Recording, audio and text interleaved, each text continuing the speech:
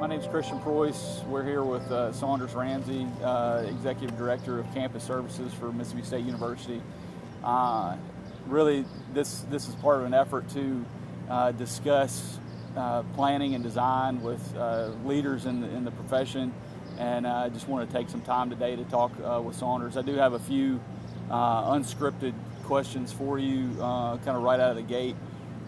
Who is your favorite MSU baseball player? Caught me off guard there. I know, yeah. Yeah. Bobby Thigpen. Bobby Thigpen. Okay. Yeah. When I was 3 or 4 years old, he was a hero here, but he was a hero for me because he was at the house hanging out with my family and treating me like a part of his family. While he was in school here? Yeah. Wow, that's pretty cool. And then, he asked me to be a ring bearer in his wedding when I was too young to remember, and I just remember his intensity and the way he approached the game as a closer, and he was built a lot different than me and threw a lot harder than me, but when I went to college, it's something I wanted to be like. It's just unafraid. Yeah, so, yeah. Yeah. All right, sure. now you asked me who my favorite. Hey, who's your favorite baseball player? My at favorite Mississippi State MSU baseball player, Saunders Ramsey, right there. All right, so Saunders, tell us a little bit about yourself, your background, and how you kind of got here at MSU. So, majored in civil engineering here at Mississippi State, and then went into the consulting world in Nashville. Always wanted to live in Nashville. Started off designing pipelines and highways, and then moved to Memphis to chase my bride, and did the same thing there: interstate work, highway work, large projects. But my wife and I had a desire to move back to Starkville, and doing so really forced me to kind of reconsider different ways of design, different scale of design, how people use stuff on the ground. Walking, biking, shopping, living, and I really feel like that's where I kind of found my passion, which is kind of designing, constructing, and then watching people use spaces in a different way than existed before. Yeah. So did a lot of work for Mississippi State as a consultant, and then in 2020, opportunity to kind of take over the visioning of the campus, both maintenance of the old, which is great and necessary and important, but also envisioning the new and kind of setting a path of design and construction and what this campus will be like in its next generation, however long that might be. Yeah. Talk about a little bit about how you and your team and the great folks that you have built in your team, the folks you've surrounded yourself with, how y'all work with kind of a myriad of consultants, from architects to engineers, landscape architects, and campus planners, looking at this and trying to adhere to a larger vision, what that process looks like on a day-to-day basis. That's a great question, because right when I got here, we were redoing our campus master plan, and I had always kind of heard, not just Mississippi State, but a lot of places, that a master plan is, a piece of art that hangs on the wall. I was very passionate that it ought to guide us in all that we do. The reason I start there is that consultants, in my opinion, are an extension of us, meaning you might be asked to do the same project on a different campus and have a completely different approach, a completely different vision than what we have here, and that's okay. And so where the myriad of consultants is true, our goal is that we've established a vision, a guide, potentially documents, that the consultant, whether it's you or an engineer or an architect, feel like they already know where we're headed and what we're doing. It's just a matter of implementing it in a fashion that is consistent with what we're doing. And so coming from the consultant world, that was always important to me, was like listening to the client, understanding what they want, not just what I wanted or what I thought they needed. And so that's how we try. That's how we hire people. That's how we work with people. Essentially, that's how the built condition gets put into place, is that it's one team carrying a vision from beginning to end. Mm-hmm. So I hope and y'all are kind of quarterbacking that through, I mean, you've got different teams working on different projects all over campus, and then it's y'all's responsibility to then hone that in to make sure that, hey, is this fitting the big picture? That's correct. And it's different in every aspect. You know, this Hardy Street behind us right now is like, you know, it used to be probably more about traffic and speeds and asphalt condition, and now with the change in pedestrian behavior, this is a completely different type of project. And you know, we've had multiple streets around campus change or close, or it's another example of where it doesn't fit like every other's closure. Is like, this has to be open, but it has to be open for different purposes. And so we started thinking about this project, you know, 5-6 years ago on a map on a wall. Yeah. And this is just kind of seeing that come to fruition. And so, you know, a lot of the things you said resonate, obviously, with kind of what you're trying to create on campus, which is, you know, gearing more towards the pedestrians. And what are you passionate about as you're at the helm, kind of steering this greater ship? What are you passionate about for the student, faculty, alumni experience? Because there's different ways to look at that. There's obviously the day-to-day experience for the users of the students using the campus, and then there's events for alumni, games and game day activities that you've kind of got to balance all that. So what would you say are some of the main passions for you on the day-to-day scale, and also, you know, kind of on those certain times a year?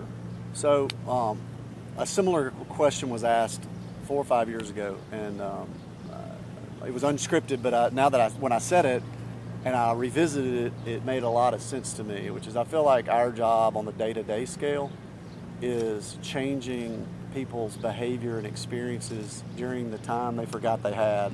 So they kind of came out, and then we talk about like spaces in between buildings and time in between classes and time before or you know, after study or before bed. And so, like, to me, it's how can I make the in-between something that is more special, that I don't know how to say, like, that they don't know it could be another way. Like, it just feels good, it feels natural, it doesn't feel forced. You know, the other end of the spectrum, you've got game day experiences, right? So that really moves into how does campus feel when you're driving down the highway and entering? How do you navigate campus during the large events? I'm not in charge of parking, but, you know, making sure that we've provided an experience that is worthy of the travel and the money and the investment, and you can do that in many, many ways. What does our landscape look like? What do our gathering, our tailgating facilities look like? So just, you know, but then there's the next spectrum, which I get a lot of emails about. I got one this week about a family that needs to come into campus to go to the health center, and making sure that visitors, alumni, health center visitors, that they know they're welcome. They know why we've changed some priorities, which is pedestrianizing and giving students a safe environment because they're here all the time. Yeah. But there's also a plan that they can come and enjoy campus and where they can park and where they can travel, and making sure we educate them as well. So. Yeah, I can't tell you the number of people that, you know, come from different parts of the Southeast and you know, just reach out to me and say how campus has changed in a good way over the last 5 to 10 years, and just kind of blows their mind if they hadn't been here in a long time. So, I mean, I think that's... Well, and it's super important to Dr. Keenum. You know, he likes campus to be manicured. He loves the students, loves the faculty and staff as well. But his expectations are high, and I embrace that. Yeah. And, you know, I think he knows how important the appeal of campus is to everybody that wants to come here, that is here, and wants to come back. You know, so our landscape team, our turf grass team, they do a great job of kind of putting our best foot forward and meeting the challenge Dr. Keenum has presented to us. Yeah, you've done a lot of projects, both site, buildings. You know, probably learned a lot as an engineer about architectural character and things like that. and space planning and how that user experience is impacted through what's put on paper that ultimately gets built. What are some of the surprises to you, pleasant surprises? Obviously, when you're dealing with construction and millions of dollars of things under construction, you're going to run into some unforeseen surprises that are unpleasant sometimes. But what are some of those pleasant surprises that you see walking around campus and students interacting with those spaces that have been on paper for a while and then ultimately get implemented? Let's take the first part, kind of the lessons learned or the surprising lessons that I've learned, not just in this role, but in consulting, engineering, is just how valuable it is to respect and appreciate each team member's expertise. And I think as a young engineer, it was very tempting for it to be like my project, my way. Right. But your profession, landscape architecture, even some of our other consultants in the lighting industry, and, like we each have our own. And I think sometimes we get in our own way and think maybe ours is bigger or more important.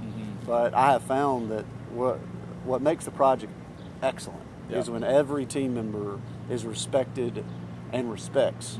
And so really carrying that forward here has really paid dividends, in my opinion, is hiring teams, not individual employees or companies. By hiring teams that respect each other and lean into each other. I think probably the thing on the ground that has been so not surprising to me, because I believed it in my core, but when we embraced our outdoor seating initiative and our continuing our canopy and tree plantings and just kind of these spaces, is like just how quickly, we were unloading chairs and people were sitting in them like that day. And so it sounds so minor simple. Investment. Yeah, it sounds so simple. It's like, you added a chair, or we changed the way they behave, and just to watch, visually see them using new spaces and adapting to the way they use it. Not just kind of forcing one design, one feature on them, is kind of embracing them. And then honestly, having the opportunity to speak to them. They're just dying for information, and that has been awesome. Is the students asking good questions, being open to the truth, and being kind of engaged in the process. I don't want to call it a surprise, but it's definitely been something that I didn't expect, and I've enjoyed. You've been here for what? Six years now, and seen a lot of stuff happen. You inherited some things that were in motion when you came on board. So, some of them I know had a twist in how things were happening, where buildings were going to plan to go. You said, "Hey, let's take a step back and look at a different layout." And I think a lot of that is influenced by going back to the master plan as kind of this living document. So 6 years is a short window, obviously, in our lifespan. But say, in the next 10 years, and all that kind of you have in your head of what you hope to accomplish here on campus, like what do you hope people say when they come to campus if they hadn't been here for a while, or what students say about their experience here? So let's start with something that I challenge my team all the time, which is a freshman class doesn't know anything that happened before them. Right. So we talk a lot about the new normal. So when a freshman shows up and they chose this campus because of how beautiful and how much they felt at home, and that they could get an education and ultimately have a vibrant career, the first thing they see is normal. They don't remember 20 years ago or 40 years ago. And so that's a challenge to us, because it's always a new baseline. And so, I think 10 years from now, those students remember the new normal, but I hope they see the significant improvements that have been made since they left, and that the baseline has been raised again. And if they go visit with a student, they get to hear from them like, oh, this is why I'm here, and this is what I loved about it, and it brings them pride. Mississippi State alumni have a lot of pride in our campus, our grounds. I hope that never goes away and only grows, because I think it's a hidden gem. Mm-hmm. You know, when I was playing baseball, Coach Polk would tell us all the time, if we could just get a recruit on campus, we can win it. Yeah. So apply that to everything. Apply that to faculty and staff, students, graduate students. You know, if we can get them here and they can see what we're about and feel what we're about and hear what we're about, people love this place. Yeah. That's what I hope just never changes. And so, in maybe a cliche way, is like the foundation was set way before me. Mm-hmm. People before me raised the bar. I hope I've raised the bar, and I hope it never stops. Yeah. Being raised. Just continuation of that. That was timed. That was well timed. Yeah. Just construction sequence there. Yeah. This is not like a question that we had kind of talked about, but you also have kind of been entrusted with a lot of things off campus, Yeah. you know, and things that are really starting to take shape, like the Crossroads District and downtown Meridian and other kind of areas. The Grant Library has been kind of things that you've worked on over the past few years. And how do you come into situations with people that maybe you aren't typically working with all the time, and kind of build that trust and congeal with the dynamic that's not necessarily Mississippi State's territory alone? Yeah, so let's start at Meridian. So urban design has kind of been something over the last few years with your team and others that has become a passion of mine, and something, like I said, is like changing the way people live. Yeah. And so the Meridian is just like right in that wheelhouse.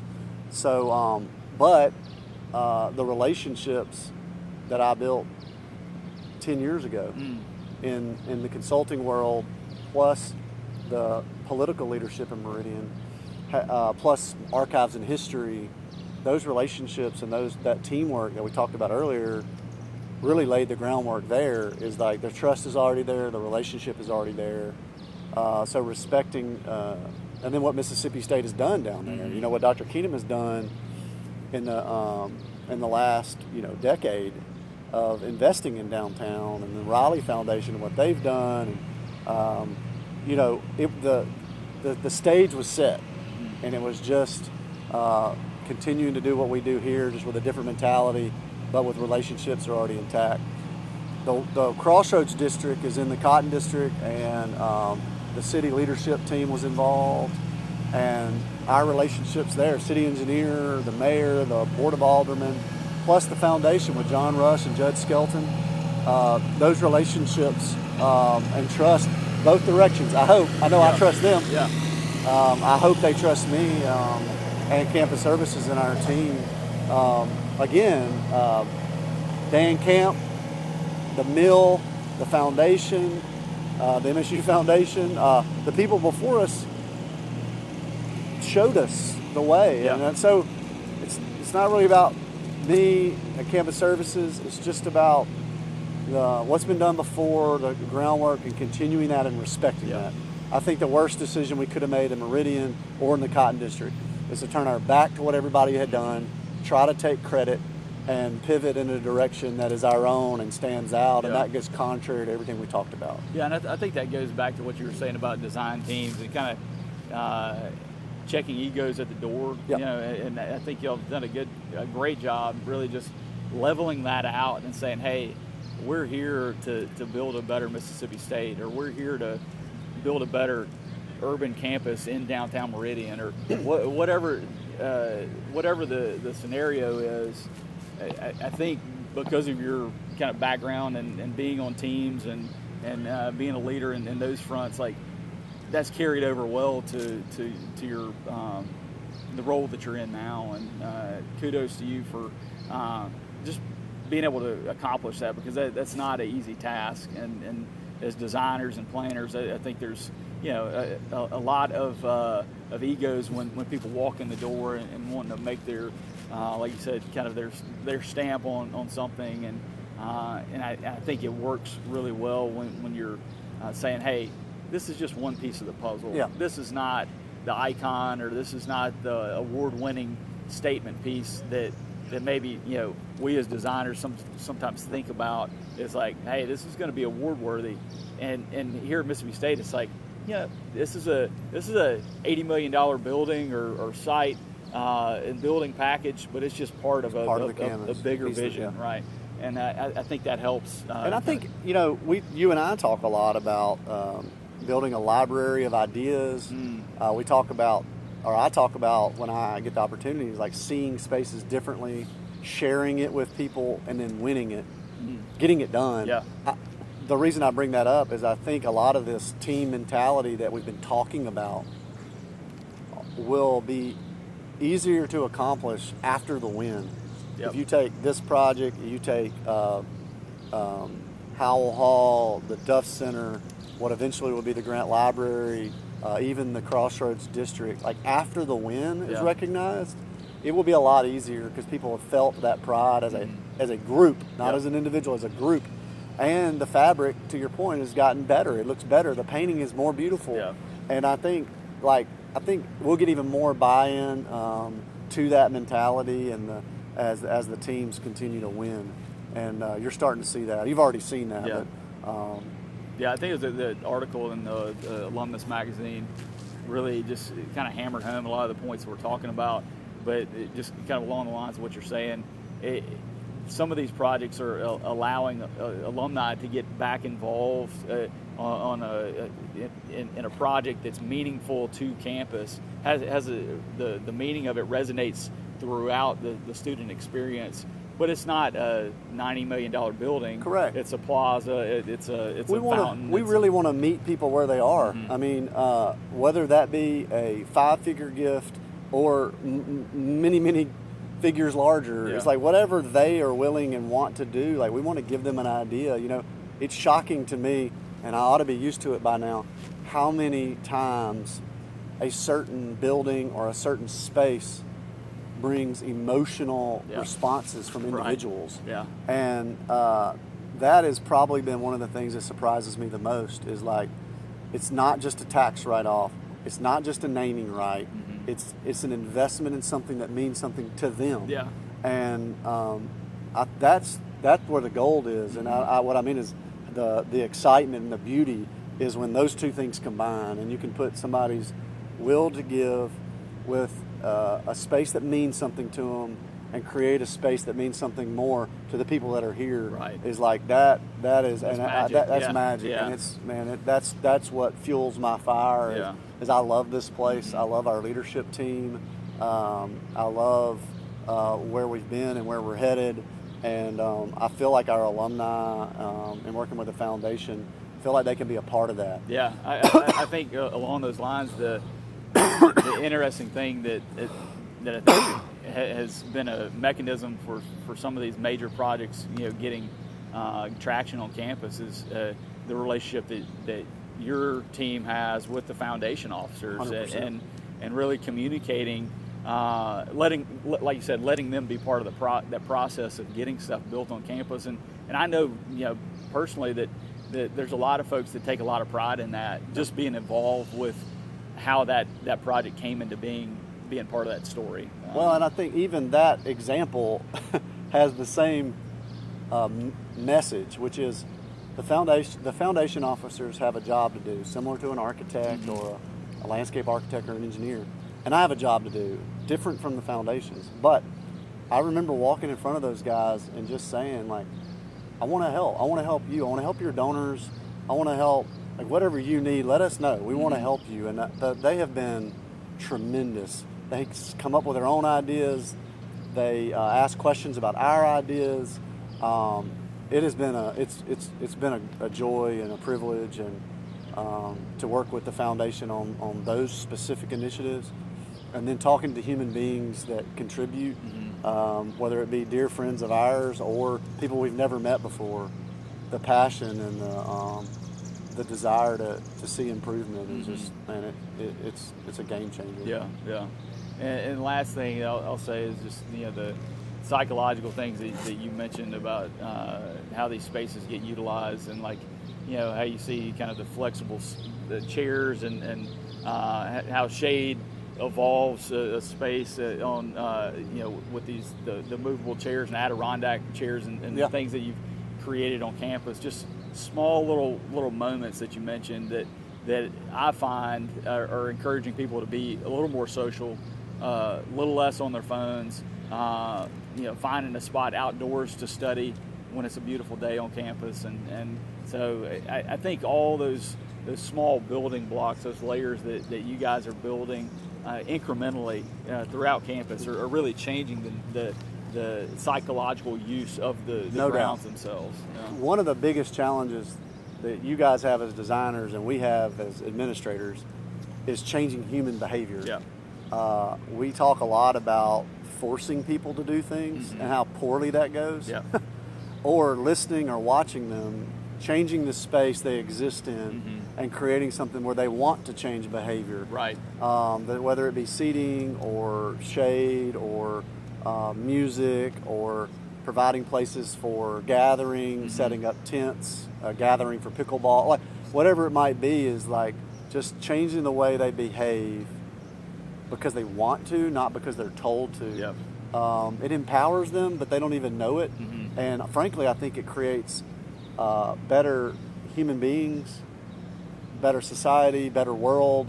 So at Campus Services at Mississippi State, we basically say that we want to change the world. Yeah. And we just want to we don't start right here. One spot at a time. One spot at a time, Yep. one student at a time, one building at a time. And that's what Mississippi State people do. Yep. They change the world. Yep. And it starts here. It starts with us doing our little part. And then if we all do our part, then the world gets changed. And that's what I hope we are, world changers.